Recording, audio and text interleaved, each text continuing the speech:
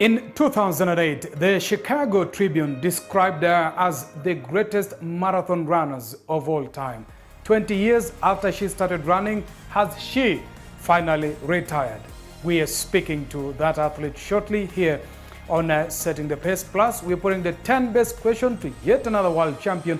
You need to stand by for that. But first, we are looking at a critical issue of what athletes ought to eat and what they should not be drinking.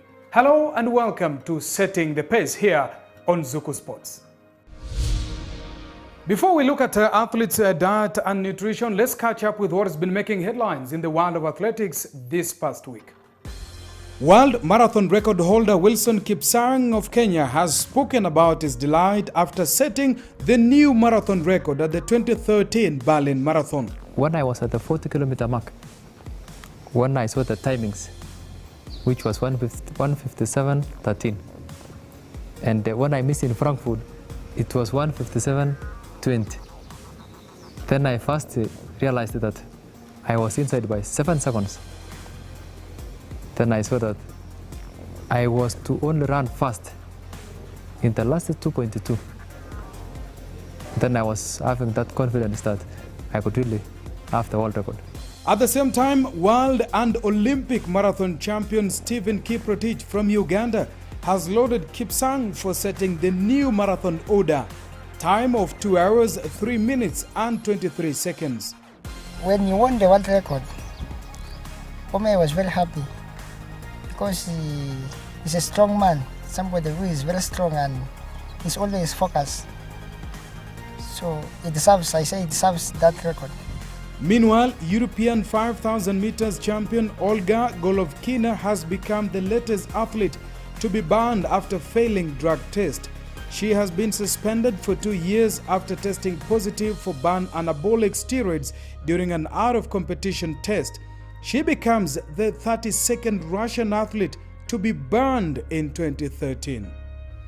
Elsewhere, Jamaica's twice 200 meters Olympic champion Veronica Campbell-Brown has escaped the public warning by the Jamaican Athletics Administration Association for her use of banned substance.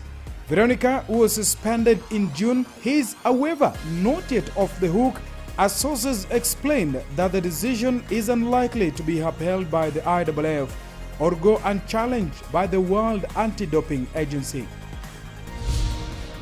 We are going to discuss something that will touch the stomach of every athlete watching right now, I would imagine, and anybody else that is involved in the world of athletics. What have they been eating?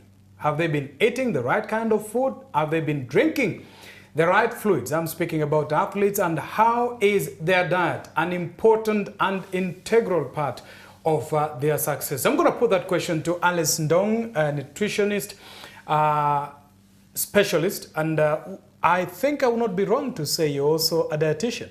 Yes, I'm a dietitian because I've studied nutrition and diet. So nutrition is the food. Diet is how people can use it to improve their lives and improve athletic performance in this case. Ladies and gentlemen, I give you the profile of health right here. And a man that lives with athletes, he trains them every day, and he's seen what diet can possibly do to athletes. Bernard Ouma is a coach with the Rongai Athletics Club here in Nairobi, and he joins us. Thank you very much indeed, Bernard. Thank you. Alice, let me come to you before I look further into what we want to discuss. How important is an athlete's diet? And from your practice, do you get a lot of athletes coming to your office to say, I need help on diet and nutrition? Well, diet and athletic performance is extremely important. I mean, diet is important. If you don't eat right, you'll have headaches, you don't sleep well, you suffer from infections, acidity, constipation. That applies to everybody. So the same way, if an athlete does not eat properly, they will get all these conditions, and definitely it will affect their performance. Alice, someone told me, for athletes who read, the most unread book, or a book that is not even read, is a book that speaks about nutrition. And yet some of them could be having it. Yeah, they don't read, okay, because they're busy really. It's not their area. An athlete is not supposed to manage themselves. They're supposed to see a professional. The same way they need a physiotherapist, they need much more a nutritionist, because you cannot do without food. Every day you have to eat. And every day, what they eat, what time they eat, how much they eat is going to affect their performance. So yes, I cannot blame them for not reading, or the ones who've attempted to read, because they need a professionals. And maybe coaches should actually look into that area more seriously than they have been. And throw that question to Mr. Ouma. What is it that has defined a coach in athletics for a long time? Is it just about taking that watch and telling you, do 400 meters in 50 seconds? Or has it evolved now to include what Alice is saying, nutrition as an integral part of coaching? Coaching is dynamic, and coaching is taken a different level. It's scientific. If you've heard of sports science and biomechanics, this will constitute coaching. We went for an IAAF training course, and one of the topics was nutrition on its own. However basic it was, but it's quite helpful. So coaching is not about stopwatch. Would you say a coach that isn't dispensing information about nutrition has no business being a coach? If you can't do the proper interpretation of what nutrition is, you're not a coach.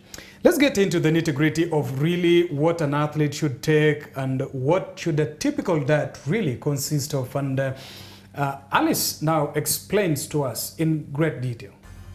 It's good to know what's really eating healthy, because you find that some people actually, they have healthy food, where healthy food is you eat fruits, you eat vegetables, you eat your starch, and you have access to all this food, but it's always eating the wrong portions at the wrong time, or like too much at the wrong time or too little at the wrong time. So when you look at an athlete, are they eating normally? Are they training for an event? Are they going for competition? So of course, the way they eat differs depending on their activity.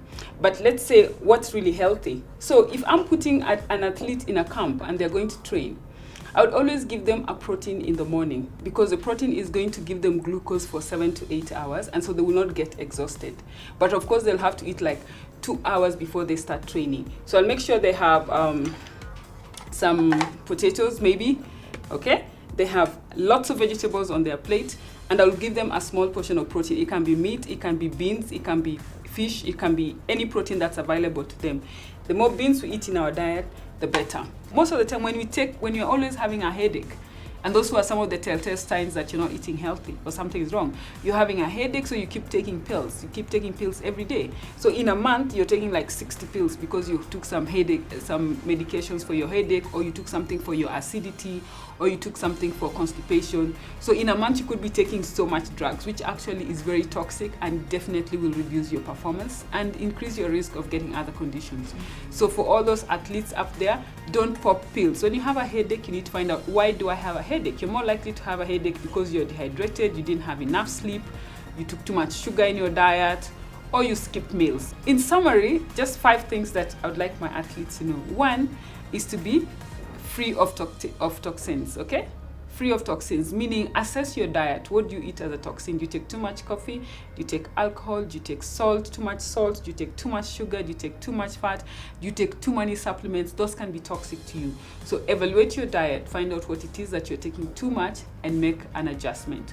Number 2 is rehydration. You need to take water. You need to take enough water.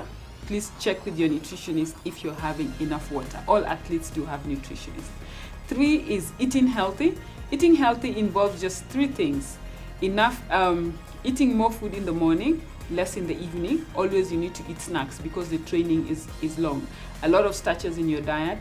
The more natural things you eat, the better for you. Avoid processed meats like sausages and bacon. They have too much salt, which is not good for you in the long run. And then also eat a variety of foods. Keep a diary for a week and write everything you eat, and then analyze it at the end of the week. Are you eating a variety, or are you eating just the same thing day in? The 4th one is exercise. Of course, we don't even need to say that you do exercise, but do you also stretch, okay? Or do you just run, okay? Last but not least, you need to have enough rest at the end of the day. You deserve that. So if you're not having enough sleep, you have a problem. So you need to sleep between 6 to 8 hours. Actually, athletes must sleep for 8 hours. So avoid long nights and working late. Just sleep when it's time to sleep, and you can be sure you're going to bring us more medals. Listening and watching Alice explaining there, Alice, and I'm thinking I need to overhaul my diet today, really, after watching and listening to you. But is it possible to see an athlete who looks lean and in good shape but is actually starving? Yes, it is possible, because sometimes they are afraid to eat because they think that if they eat, they're not going to perform very well. Then they will go and train without food, troubled because there's not enough glucose, tired. So actually it's just, athletes just need to be educated and be managed. So the coach needs to stop doing the nutritionist work and get a nutrition professionals to work together as a team to help these people. Bernard, can you tell as a coach that just by looking at an athlete, can you tell there's a problem with this athlete and it's not his physical or the current good shape that he is in? Okay, from the coach's perspective, we call it the coach's eye. By looks alone, you cannot tell much, but we tend to see a lot in performance. You realize during training is not, or she's not running the way you expect her to run during training session or during competition session. And so when you get an athlete and he tells you, coach, what is it that I must eat? Do you have anything you tell them at that particular point? This is where we need help, and not me alone, but so many coaches in this country. And if athletes could even approach the federation, is an area that has not been, it's a graveyard area, and making athletes more vulnerable to ill advice due to the ignorance they're having. And some of them are falling into traps of doping unknowingly. And I'm coming to that in a short while, but let's listen, despite what Bernard has said, let's listen to what the two-time world marathon champion Edna Kiplagat, let's get a sense of her diet and what she does to be able to maintain her dietary discipline. You need to take carbohydrates, proteins, and fruits. But we need to avoid food with a lot of oils because it can make you to increase a lot of weight. So I normally being very careful with what I eat. I have to select. I have a small garden in my home. I plant these vegetables, manaku, saka, spinach. Yeah, those are the kinds of vegetables I like mostly. I plant fruits like red tomatoes, bananas, and I buy some from the market. Bernard, coach, let me come back to you. You had mentioned a very dangerous area. How much is the danger of slipping into a very close area where the World Anti-Doping Agency may want to take a closer look at you based on your diet? I would say 80%, because between doping and anti-doping is a very thin line, and ignorance is the bad boy here. If you don't know what you're supposed to eat and at what time, if you don't know what to take in terms of not eating something, you feel a headache, you take some medication, only to find is listed among the doping. So you in isolated cases or in rampant cases, you can be a victim of circumstances. Alice, an athlete feels headache, he pops in a pill. Mm-hmm. He feels like there's something wrong with his stomach, he pops in a pill. What is the danger here? Actually, it's very dangerous because they are not treating they have not identified the problem. Why am I having acidity, for example? Why am I having constipation? Why am I having headaches? So it means they're constantly going to be taking pills, constantly. So in maybe a month, they've taken like 60 tablets to try and treat something. So obviously these tablets are not excreted completely. So you have residues, and within no time they can actually check your blood and think that you've been taking something, and then you stop from running. And this is because they actually, skipping meals, eating too much at the wrong time, they don't eat enough, they don't sleep well. So because they want to perform and there's pressure to perform, then they're going to be taking pills. But the worst could happen. They can also get, they can become anemic. And when you're anemic, it means you don't have enough blood that is going to supply oxygen so that you can move. And so they will take they will take those iron pills.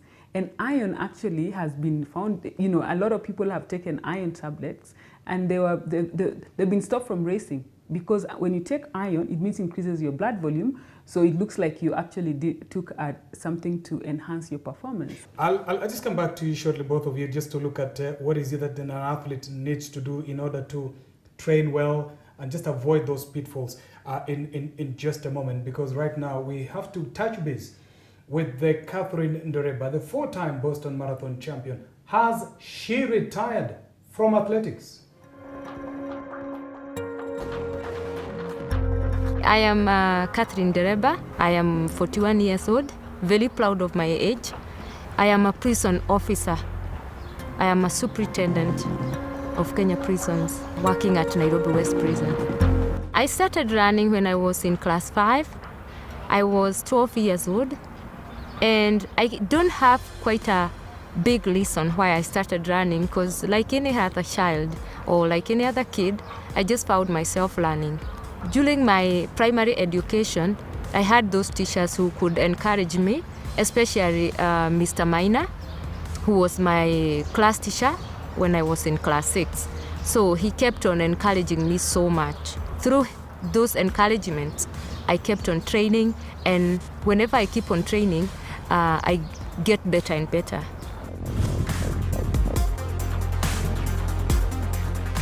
I used to hear from my grandmother, because whenever she could hear that I'm going for a school competition, athletic competitions, she used to say like, well, you mean you're going to run like your dad?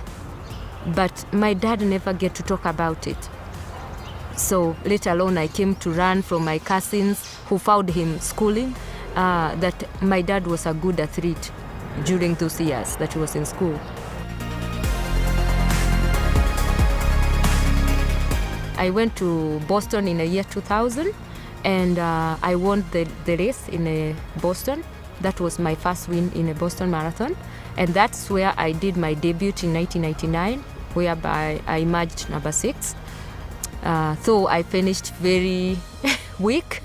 I was completely exhausted, but thank God, through our mistakes we get to run.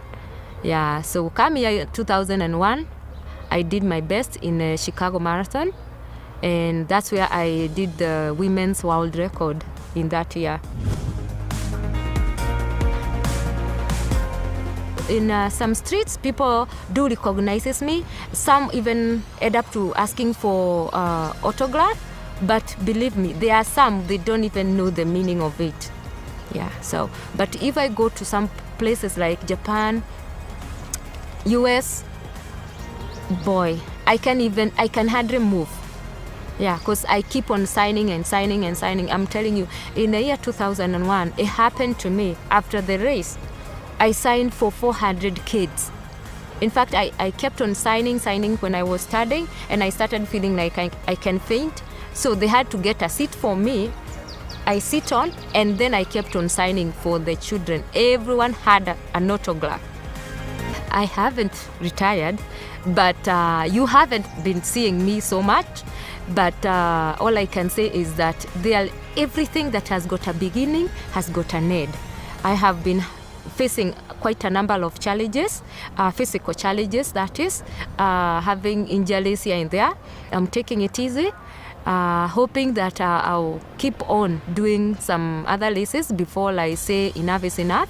I haven't retired, and when I retire, I'll make an announcement and let each and every Kenyan know that Catherine is retired and this is what she's doing. I wear uniform because I love it, and without this uniform, when I got employed in Kenya prisons, I got employed back in 1994 on 15th of August, and I'm telling you, there is no other place that could give me joy than being in the Kenya prisons. Why? It's because Kenya prisons is like my mother and my father. It has seen me through, like when I wasn't anyone in athletics, wowed, and it has made me to get where I am. All I can say is that Kenya Prisons, God has used it as my stepping stone to get where I am. Yeah, and that's why I can't even have any regrets going outside there, regardless of the name that I have earned, and getting back here and put on the same uniform. Yeah, it is my joy, it is my pride. I really cannot help but pinching my skin to see whether I'm healthy, according to what Alice says after listening to Catherine Ndereba. But Alice, what if you could itemize just about 5 things or 5 foods that athletes should just avoid if they must remain healthy? They must stop taking soft drinks, sugar, instant sugar. They must avoid that. Fried foods, like deep fried foods with a lot of oil. It can be potatoes, it can be chicken, it can be, okay? And of course, processed foods, you know, processed refined food, your refined flour, your refined rice, okay? I would stop them from taking those completely. Alice and Bernard, thank you indeed very much for coming to Setting the Pace here on Zuku Sports. I'm going to let you know, go, but not before I ask you something. Bernard, what is this food that you do not like? Just one food that you really cannot take, you don't like. Me as an individual? Yes, or, yes. Chips, in our local name, or French fries. Alice, what is your favorite food as a nutritionist? I know you probably have a lot, but what is it that you like so much? My favorite food is, you know, kunde, you know, it's made in our tradition. It's slimy vegetables with ugali ile ya kutoka Kusiagwa. You give me that and some eggs, I'm fine. Or that and milk. Eh? What food do you dislike the most? Well, I don't eat, foods that I dislike the most. Just give me one. Well, I dislike fatty fried foods. I can't even eat it. I talk about it so much that I see it, I start getting nauseated. The reason I ask them is because let's listen to what Asbel Kiprop, the world champion in 1500 meters, has to say about the things I've put across to my guest here today. My favorite travel destination is New York. Blue jeans. Well, my first date is memorable in my mind. It's when I finished last at the Olympic Games, when everybody in the world was watching. That was embarrassing. It's my BMW X6. It's my necklace. Well, you've heard from Alice Ndong and Bernard Ouma, the coach. So we put this question to members of the public about what athletes should do, or eat rather, in order to maintain their top form. Chakula bora umuhimu wake, unajenga mwili, unafanya mwanariadha anakuwa na nguvu. Unajua riadha inataka nguvu nyingi. Usije ukapungukiwa na nguvu unapokuwa katika mwendo unakimbia. So unafaa ule chakula ambayo ina nguvu, inajenga mwili, ndio unapokimbia usikate hewa. I think the athlete will eat something low fat or eat something healthy because it's better for them, because the athletes need to have a strong body and have some strong muscles. So the healthy food will be help them.